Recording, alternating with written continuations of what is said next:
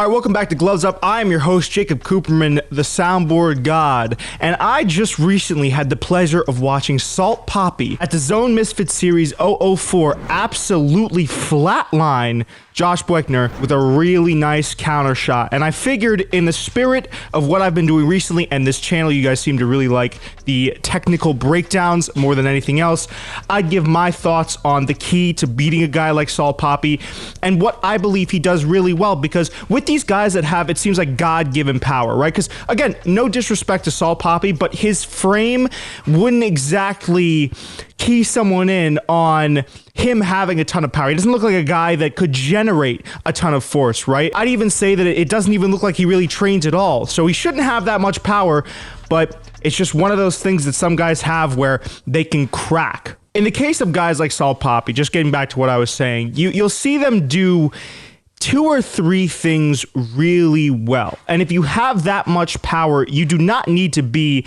a jack of all trades and a master of none. Now, if you want to supplement your game, of course, it's always good to build on your defense, your parrying, your counter shots, your hand speed, footwork, all that different type of stuff. But right now in his career, Salt Papi has been able to, I want to say, glide by having absolutely devastating power in his hands and combining it with 3 key different elements to his game. So as I watch Papi here, that's gonna get some taking used to. If you watch Salt here, you're gonna notice he does one huge thing, and I want to see if you guys can guess what he does before I say it. Take a look at his lead hand, the hand that he jabs with. It's constantly up there pawing and parrying, and I actually learned this recently in training. That opens up all types of counter opportunities. So you see Buechner is kind of throwing a lot of jabs. What Salt Papi could do is then parry that off to the side. He could hold it, return back, create an angle, and get a power shot in there. Now, we know him for his power shots. Perhaps it's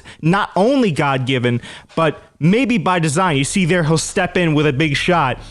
That parrying hand is huge for him. That sets up a lot of counter opportunities. Defensively, it's very good for guys that are longer and taller. Usually, some guys who are longer and taller will always use that. You can see Buechner using it a little bit there. But Papi's doing a real good job, and has in his past fights, of setting things up with that parrying hand, which is big for him, because the knockout shot in this fight, he's going to get on an angle when Buechner's coming in, and he's kind of exploding inside on him. Another really good thing that not a lot of power punchers do, I find, is Salt Papi kind of sits on the outside, and he doesn't necessarily push the pace. He's happy to let Buechner come forward and look for his counter opportunities, right? So then we talk about putting these 3 things together. There, he stung him with a cross again. Staying at range, utilizing that parry hand, and looking for that cross opportunity, you start to get a better idea of how Salt Papi is able to generate so much force and power. I'm not saying that he doesn't have natural God-given ability, because he clearly does. He has, as they say, lunch boxes for hands, or dynamite in his hands, but it's a lot more technical than a lot of people, I think, would give him credit for. A lot of guys would look at that and say, oh yeah, he's just naturally gifted. But you see that he's kind of, it's clear that the game plan coming into every single one of his fights is he's not using his power as his only means of attack. And it speaks volumes about who he is as an athlete, that with this God-given ability, especially at this level when he's just starting out, he's not just banking on that. He's being technical. He's setting things up. Very good footwork, too, at creating angles. That's something else that he does almost terrifically. So I want to take a look at this knockout shot in slow motion to show you guys exactly what I'm talking about. You see Salt Papi keeping that hand up, right? He's parrying. Buechner's heavy behind the jab. He's waiting. He's staying at range, and he's going to chamber, right? Look, he's looking for Buechner to come in. Boom. Hits him with that cross, and also creates the angle as he's doing so. So he gets that inside foot in there. Watch, look at his feet. Boom. Gets on the outside and explodes with a cross. Now, if you want to talk about how to defeat a guy in Salt Papi, and now that he's going up against a much better competition, I believe it is for the light heavyweight belt. If you want to talk about how a guy like, let's just say, a Nissan Gibb would present him a problem, I think we also have to take a look back at his style. Now, Breckner was almost halfway there with his game plan for Papi, right? He was pushing the pace, he was leading the dance, he was the one moving forward, controlling the ring, cutting off the ring, but what he didn't do was apply more volume, most likely because he was afraid of a lot of the punching power coming back at him. So Salt Papi was on the back foot, but he was on the back foot in a way that still allowed for him to set up his own shots. I think if someone were to pressure Salt Papi in a big way, like really get him on the back foot where he can't even concentrate on setting up his own offense and he has to keep his guard up, that might be a great way